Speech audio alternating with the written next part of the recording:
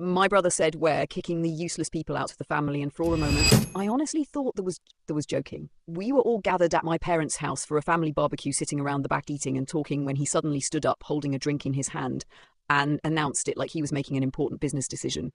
Everyone laughed at first because it sounded ridiculous, but then nobody laughed when they realized he was serious. He started talking about how some family members worked harder than others, show some contributed more. Money, how some were successful, while others were just taking up space and wasting everyone's time. The mood changed instantly. My parents looked uncomfortable. My cousins exchanged nervous glances, and I just sat there trying to process what I was hearing. Then he said something that made the entire table gozolent. He said, every family has people who carry everyone else, and people who are dead weight, and maybe it was time to stop pretending everyone deserved the same respect. The words hung in the air like a bad smell. Nobody knew what to say. Then he started naming Exa. Emples had talked about an uncle who had lost this business during a difficult year, had talked about a cousin who was still trying to find a stable career. He even mentioned a family member dealing with personal struggles, as if their hardships were evidence that they had failed some imaginary test. I could see the hurt in people's faces, but my brother kept going, completely convinced he was making a smart point. The strange thing was that the had become successful recently. He had started a company that was doing well and suddenly acted like success made him an expert on the fee. He talked about productivity, efficiency, and value as if people were machines instead of human beings. The more he spoke, the angrier I became, not because I disagreed with him, but because I remembered something he clearly forgot. I remembered the years when he struggled.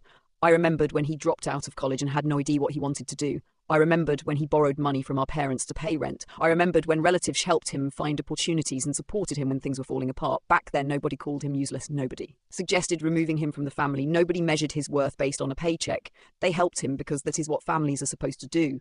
Finally, I could not stay quiet anymore. I asked him a simple question. Ed, if we had followed your rule years ago, would you still be sitting here? He looked confused at first. Then I reminded him of everything he'd gone through, all the failures, all the mistakes, all times people stood by him when he had nothing to offer in return. The confidence on his face started to disappear. For the first time all afternoon, he had no immediate answer. The rest of the family stayed silent, waiting to see what would happen next. It told him that everyone goes through seasons in life. Sometimes you're the person giving help, and sometimes you're the person needing it. The value of a family is not measured by how quickly it abandons people when they struggle.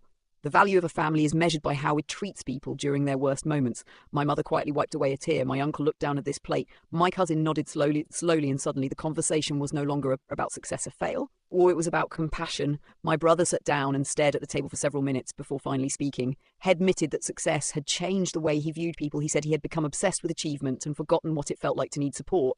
Then something surprising happened. He apologized, not just to the people he had insulted, but everyone. Had admitted he had been arrogant, and that hearing his own pace repeated back to him made him realize how unfair he was being. The tension that had filled the backyard slowly faded, and conversation started again. The barbecue continued, and eventually people laughed and shared stories like they always did.